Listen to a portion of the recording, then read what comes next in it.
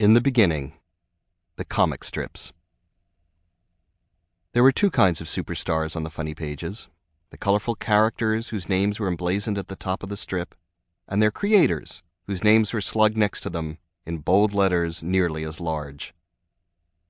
Comic strips had become an American institution a few years into the 20th century. The early efforts varied in size, format, and quality, exemplified by Winsor McCay's Little Nemo in Slumberland, with its idiosyncratic look and exotic appeal. The comic strips were always packaged into a discrete section, popularly known as the funny papers, or the funnies. The early funnies were exactly that: humorous digressions into American life, usually rendered through the antics of misbehaved children, gently embattled families, mismatched friends, or communities thrown into conflict by a variety of implacable or goofy characters. They were a gentle funhouse mirror of American life, and soon evolved from reflecting the American way of life to becoming an indelible part of it. As the popularity of the funnies grew, so did the money to be made from them. Cartoonists routinely submitted their work to national syndicates, who edited, refined, and packaged the strips, then leased them to papers around the country. By 1927, the 40 million newspapers circulated across the nation contained more than 2,000 different syndicated features. The vast preponderance of these features was comic strips. In an age when radio was just beginning to extend its vast empire of the air, the daily newspaper strip was a powerful way of connecting with readers, young and old, and not just connecting with them on a visceral level, but on a serial level. The appeal of continuity cannot be overestimated. Comic strips hooked readers on a daily basis in an unprecedented way. Aside from the most absurdist strips, or one-panel features, most comic strips developed some kind of narrative thread by the mid-1920s. The phrase, "to be continued," supposedly was coined in 1903 for a comic strip. Newspapers quickly caught on to this benign addiction. The best-endowed papers leased the most popular strips from the most powerful syndicates, such as the Chicago Tribune New York News Syndicate, the United Features Syndicate. Woe betide the young fan of Popeye or Blondie, whose father's politics veered to the liberal New York Herald Tribune. Their escapades were only syndicated in the Journal American, a Hearst newspaper with conservative political values.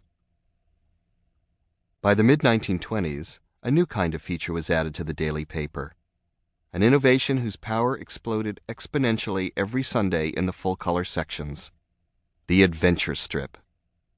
Adventure strips were far more serious in nature and followed some sort of dashing hero, and often his cohorts, who used both might and main as well as wits to escape various hazards and perils. Perhaps these strips were inspired by the various real-life heroes, such as Charles Lindbergh, Babe Ruth, and Jack Dempsey, whose exploits were being celebrated in the front and back pages of the newspaper. Perhaps they were the logical extension of the taste for heroic fiction that emerged after the war, such as Edgar Rice Burroughs' Tarzan of the Apes, or Johnston Macaulay's serial The Curse of Capistrano, which featured the swashbuckling Zorro. Perhaps readers had simply gotten weary of the pranks and silliness of most comic strips. It hardly mattered. The stage was set in 1924 when Harold Gray's Little Orphan Annie found herself in harm's way for the first, but not last, time, and Roy Crane's bumptious feature Wash Tubbs introduced a soldier of fortune named Captain Easy, who quickly hijacked the strip and by the end of the 1920s commandeered the Sunday spread.